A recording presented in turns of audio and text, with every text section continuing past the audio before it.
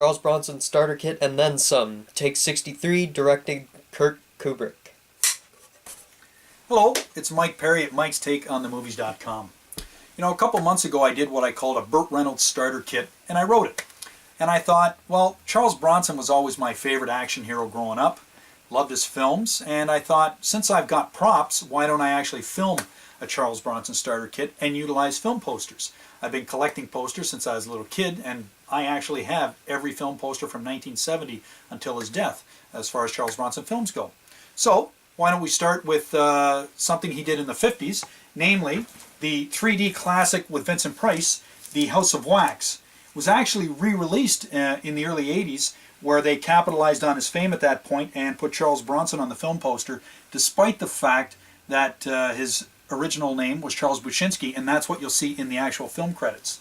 Another film, moving in, once he was starting to make a name for himself, you move into the 60s, and he actually starred in 3 of the all-time action classics of the 60s. The Magnificent Seven, The Great Escape, and The Dirty Dozen, the movie I often refer to as my all-time favorite. What I did not really want to do, though, was focus too much on the films where he was not necessarily the star. I would like to focus on films where he is the lead actor and the film revolved around him. Starting with that, in 1958 he actually got the leading role in 4 films, one of which has attained cult status. Roger Corman directed Machine Gun Kelly. So this is an original insert, they called it, as opposed to the one sheet.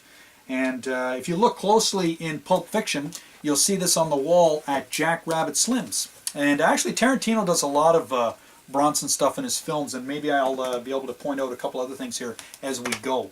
So keeping in mind, leading men, after Once Upon a Time in the West, which I'm not really including here, although I do believe it's the best film he ever appeared in, Sergio Leone's classic, but it was an ensemble piece, and I can't say it was necessarily his film.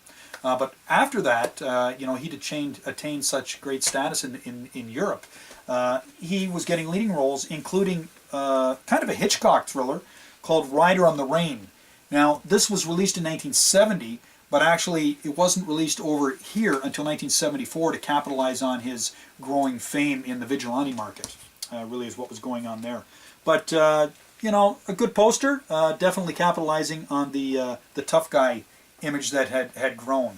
Okay, moving along, in 1971, you know, he appeared in a Western that really is a great film, a lot of fun. It's called Red Sun, and it's an ensemble piece to a certain degree, but he is definitely the leading man in this film. It's a bit of an action film. Alain Delon, France, Ursula Andress, the Bond girl, the original Bond girl, and Toshiro Mifune. And this is a fun film. Gives Bronson tongue-in-cheek. He's tough, you know, but he's smiling and he's having a good time in this film, and really one worth seeking out. Next up, 1972's The Mechanic. Now this is a film that was recently remade with Jason Statham. Definitely a must-see if you're a Bronson fan.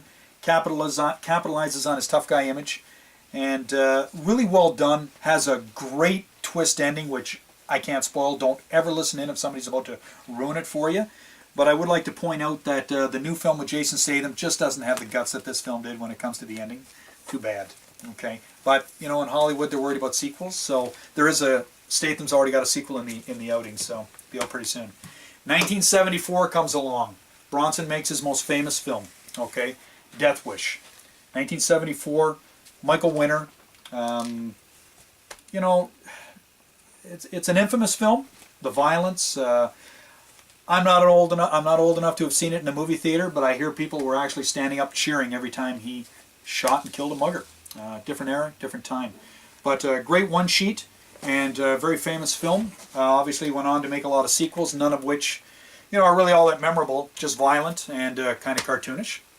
Also in 1974, he made a film that's a lot of fun, Mr. Majestic. And if you like one-liners, there's a lot of good one-liners in this film as he goes about tormenting Al Lettieri and Paul Kozlow. You know, it's a film that a lot of people will reference when they're talking about Bronson and films they've enjoyed over the years. You know, he's a watermelon farmer, of all things, and gets caught up with the mob.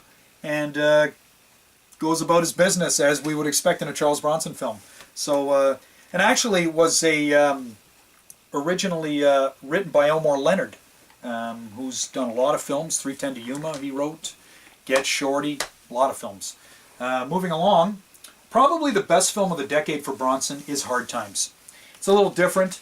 It's not a typical gun-toting action film. He's actually a bare-knuckle street fighter in Walter Hill's Depression-era classic. Really a good film. Teamed him with James Coburn, another leading man of considerable status at the time. And just an all-around good film. And without a doubt, should not be missed. They did a wonderful job at capturing the Depression era. And I highly recommend that one to anybody that's perhaps new to Bronson. A little different, not shooting a gun. Next up, 1976. Breakheart Pass surrounds Bronson with a really good cast. Richard Crenna, Ben Johnson, his wife, of course, Jill Ireland, Charles Durning, Ed Lauder. Fun film, kind of like Murder on the Orient Express, only Western style, with Bronson firmly at the center. And just an all-around good, fun film that's worth seeking out. It's out on DVD, as are most of the films. So without a doubt, one that is a lot of fun and take the time to catch. Let's see, 1976 proved the year that Bronson made his one and only comedy, of all things. So we've got a cartoonish image here of Charlie, Bronson and Jill Ireland, his wife, from Noon Till 3. It's a rare film, a lot of fun, and it's still a Western, so it's keeping Charles in, comfortable surroundings, let's say. But all in all, just something a little different, a little quirky, and worth seeking out if you're looking for a change of pace with the mustached Bronson. Let's see, moving along. White Buffalo. Now, this film was really, I don't think it did very well at all when it was released. I think it got kind of torn apart by critics. It's just a gorgeous one-sheet. But, the more I read on the internet, the more fans seem to be turning up in favor of this film. It's really got a lot of great set pieces. It's well made. It's just that the buffalo isn't exactly Jaws here, and looks awful fake at times, no doubt. But yet it seems to add to the dreamlike quality of the film. It's got a first-rate cast: Kim Novak, Jack Warden, Clint Walker from the Dirty Dozen days, Ed Lauder. Just it recently turned up on Blu-ray as well, so I would recommend giving it a shot. You might be surprised. You might love it. Won't be surprised if you don't, but I think it's worth checking out. Moving along, as the 70s came to a close, we moved into the 80s, and Bronson stars in Death Hunt, opposite his old Dirty Dozen pal Lee Marvin. Great film. I've championed this film for a long time. It's a story about a Canadian trapper, true story, based on a true story anyway. I'm sure it's been deviated a little bit. But Bronson stars as Albert Johnson. He's on the run up in the Arctic in the Depression era. Lee Marvin's the Mountie chasing him. Carl Weathers, Andrew Stevens, Angie Dickinson appears. Just an all-around good film, and one that, without a doubt, is a highly recommended Bronson action flick.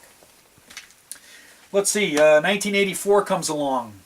I'm old enough to go to the movie theater to see these. I should point out that a lot of these films were restricted, so I would see that plastered across film posters all the time, which meant no admittance for me. But I was not quite old enough, but they let me in anyway to see The Evil That Men Do. 1984, Bronson's Never Been Hotter, J. Lee Thompson film.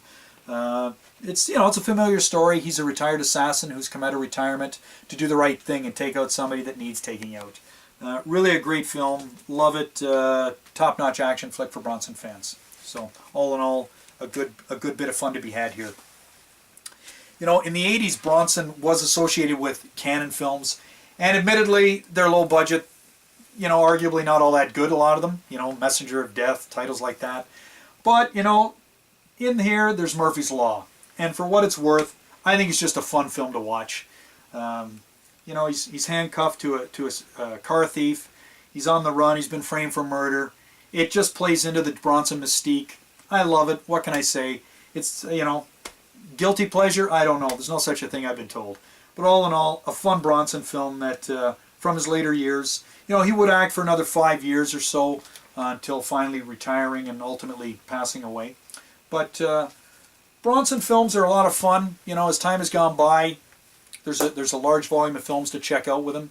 These are just a small selection of them, ones that I've chose to focus on. So hopefully you seek them out, maybe give them a spin. Let me know what you think. Drop me a line and let me know one you really liked that maybe I didn't mention. But all in all, thanks for joining me. It's Mike's Take on themovies.com. Cut.